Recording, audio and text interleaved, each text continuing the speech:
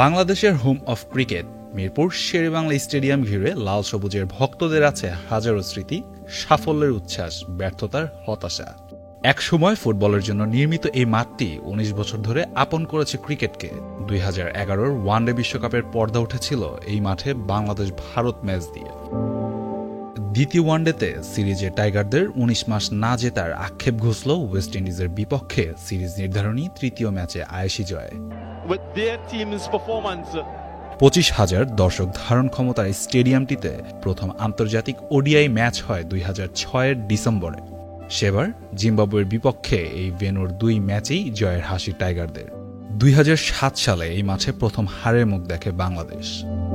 ১৯ বছরে মিরপুরের মাঠে ১০৬টি আন্তর্জাতিক ওয়ানডে খেলেছে স্বাগতিকরা।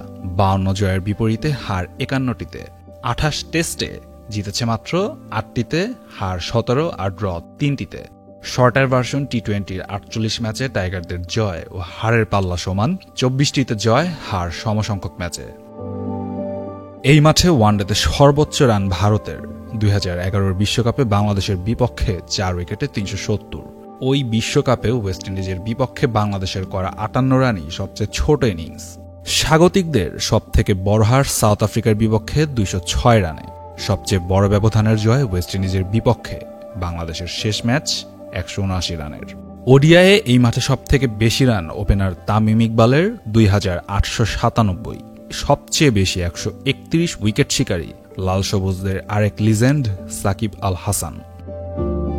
২০১৪ সালে শ্রীলঙ্কার বিপক্ষে ইনিংস ও ২৪৮ রানে টাইগারদের হার টেস্টের হারের বিচারে এই মাঠের শোচনীয়তম। ২০২৩ সালে আফগানদের সাথে টাইগারদের ৫৪৬ রানের জয়টি সবচেয়ে বড়। টেস্টে দেশের হয়ে সবচেয়ে বেশি ৮২ উইকেট শিকারের রেকর্ড তাইজুলের। সর্বাধিক ১৮৫৫ টেস্ট রান করেছেন Mushfiqur Rahim.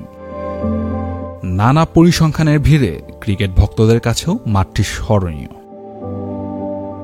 Sania Tanmoy, channel I. Bundle থাকলে প্রতি সেনমানিতে টাকা বাঁচবে। বিকাশ সেনমানি বান্ডেল কিনে জিতুন প্রতি লেনদেনে।